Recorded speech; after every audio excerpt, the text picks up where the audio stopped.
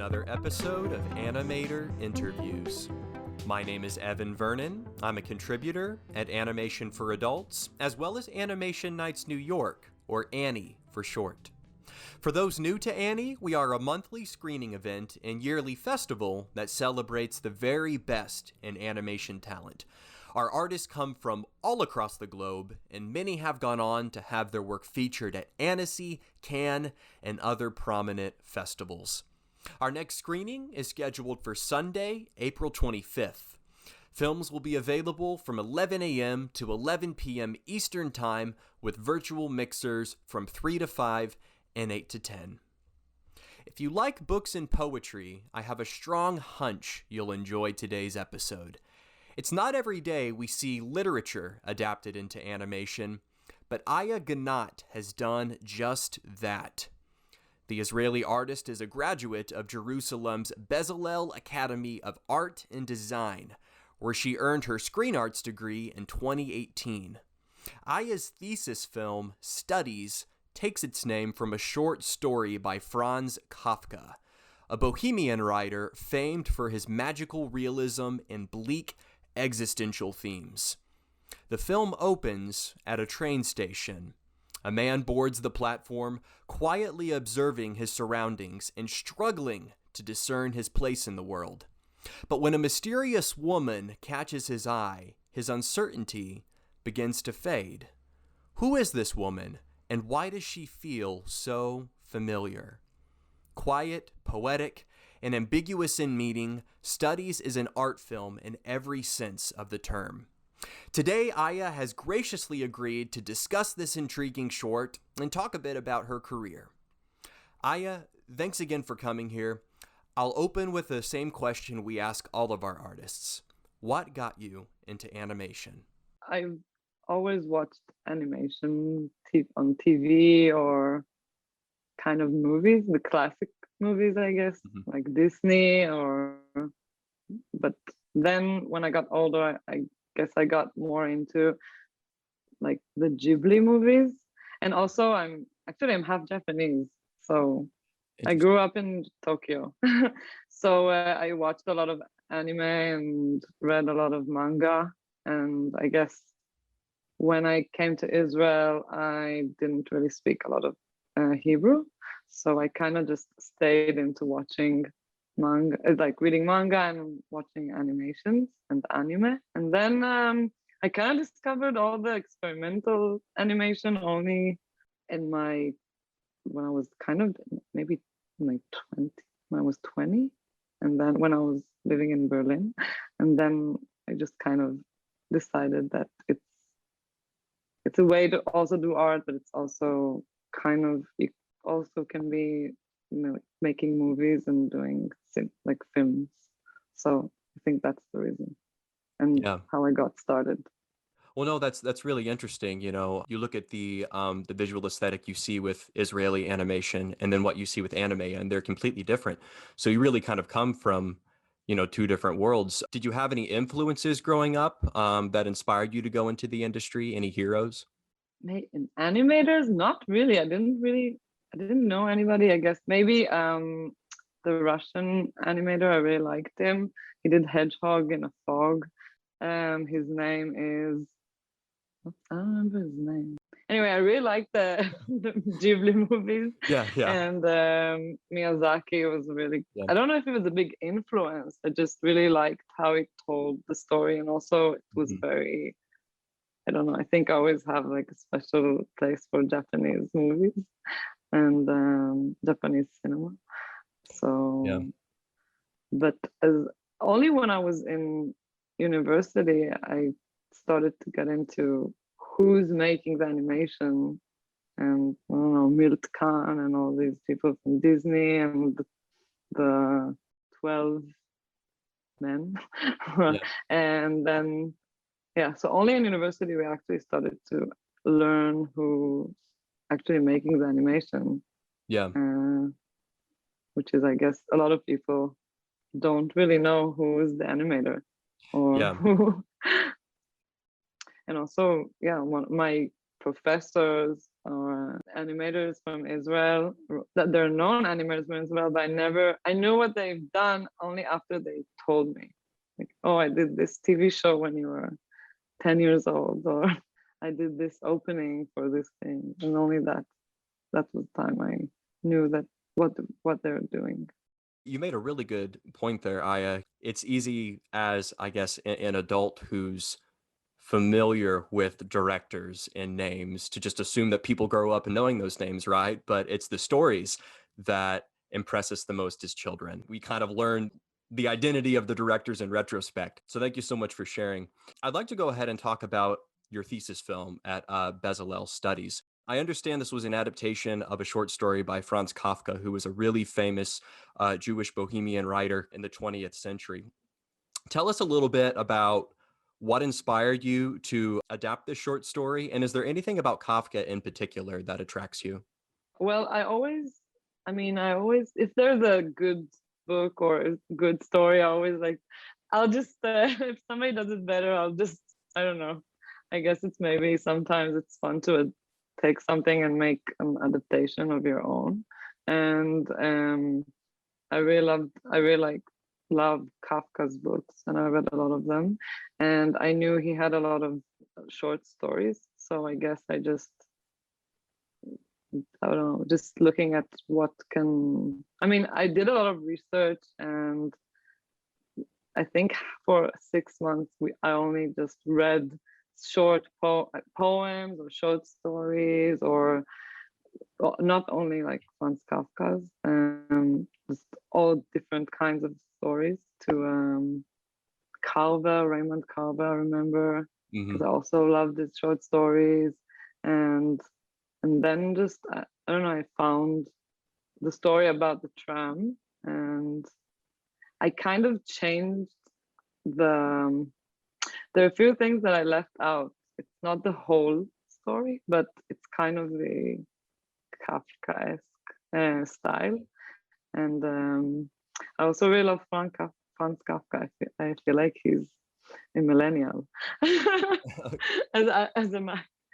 And he was ahead of his time. And his work is always, I think it's very also, it talks about this era, not only his era, and in this like capitalistic cultural, I don't know, melting pot when you live in a big city.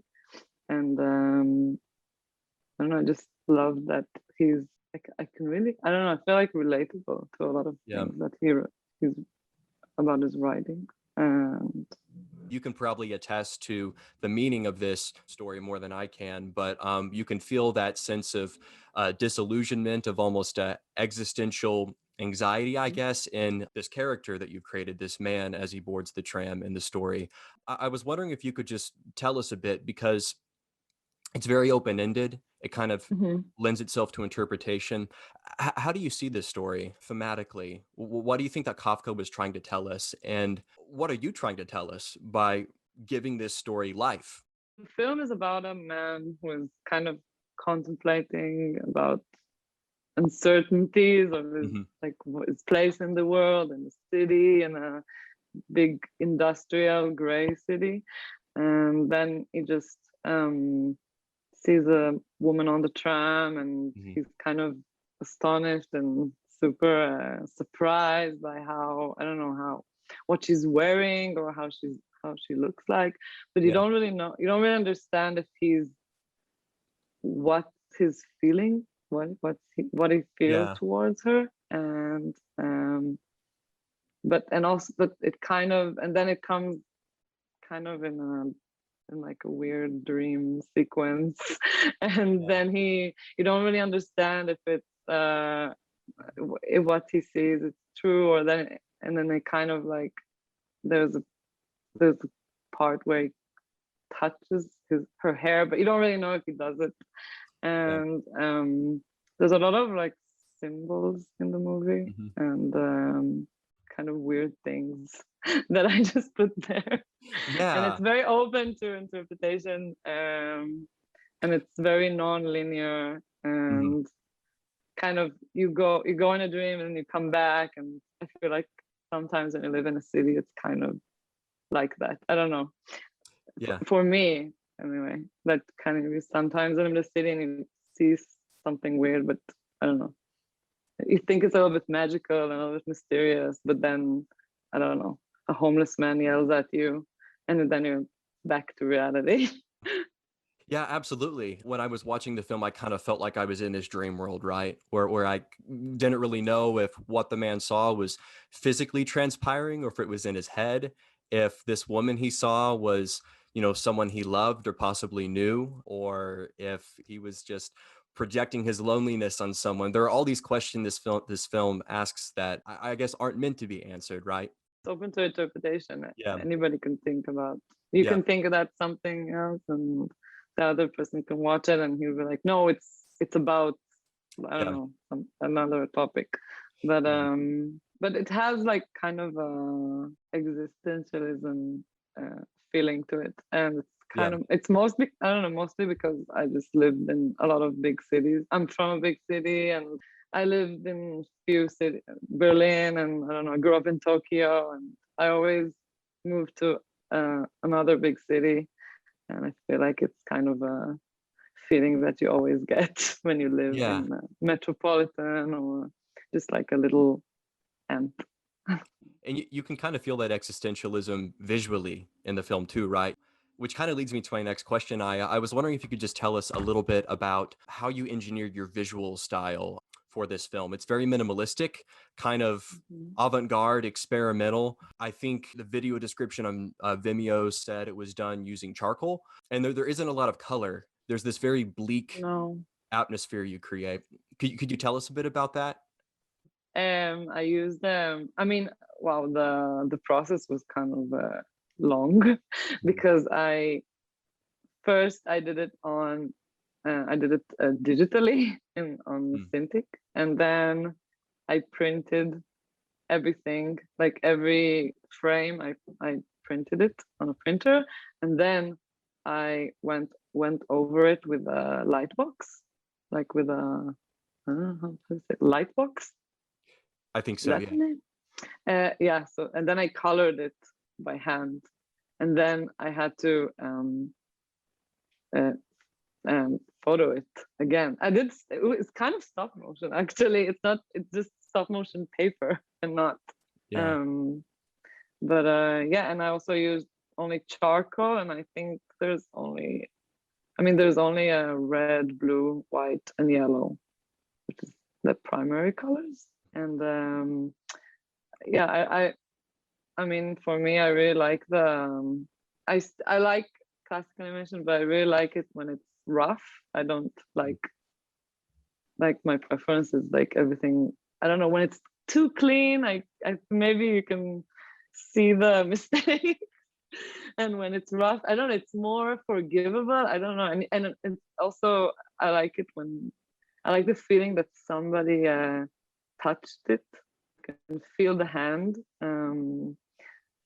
So I mean that's the reason I kind of prefer to do it like analog. I could say analog and not digital at the end. But Yeah.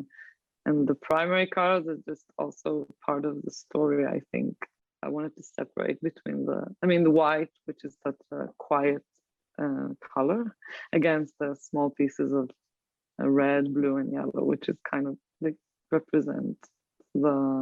I mean, the white can represent the city, I guess, and Yeah. the red, blue, and yellow are kind of, and they're also on sheeps in the film.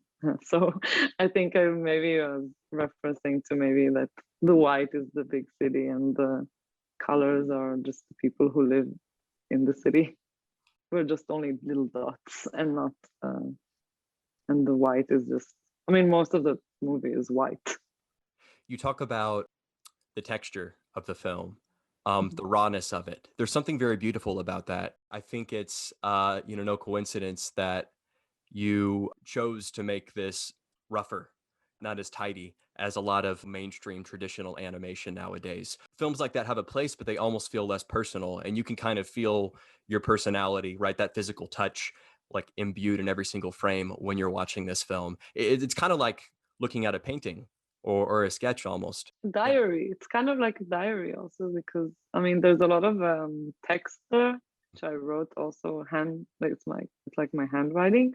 Yeah. And I also wanted to I mean there's some mistakes but I didn't really erase them fully or I just kind of I don't know just draw a line Yeah. across it, which I also kind of stylized it in the movie just Yeah. because it was getting it was just so tiring to fix everything. And then I was thinking to myself, why do I have to fix it? You don't have to make everything perfect. You can just leave Are it. you talking about the crossed out words that appear Yeah, when? or Mhm. just kind of I don't know, maybe some frames are not in the exact place where they're supposed to be, but I think I like it, and I like to Okay. see animations that are kind of like this and not 100% perfect because it's nice to see. I don't know, somebody's work, that somebody worked on it, just like like an oil painting or yeah, statue, like a sculpture. Like oil painting, when you just do a lot of layers, and you can actually see the layers beneath. Uh, so it's I think it's interesting and always interesting to see mistakes. I think it's part of the process also. Absolutely. Um, no, it's just making art. It's kind of also it's always a process, and I don't know if you have to erase whatever you've done Yeah. before. And I don't know. I really believe I'm a firm believer of the process. Yeah. Yeah, well, it's probably difficult as the artist to examine your own work and view it in the same way that the audience would, right? Because, I'm not an animator. I can't really speak to any like small technical flaws that might have been in that film.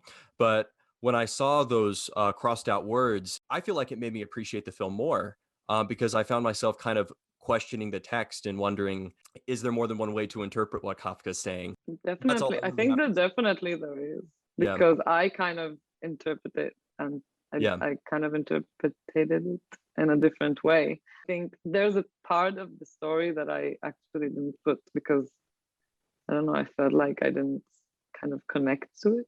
And also I wanted, I don't know, maybe it's a big, maybe people will be like, oh no. But I don't know, I wanted to take, I don't know, I wanted to um, take it to my place instead of just leaving it with Yeah. what, I mean, about what he was talking. And he focuses a lot on the girl in the story. But I wanted the ending to focus more on the city than the girl. And also there are things that he wasn't even talking about that I just put in the film as there's a cat the whole film. And this is something I just wanted it to be in the movie. That I wanted also the cat to represent, I mean, the strange things that happens when you live in a city.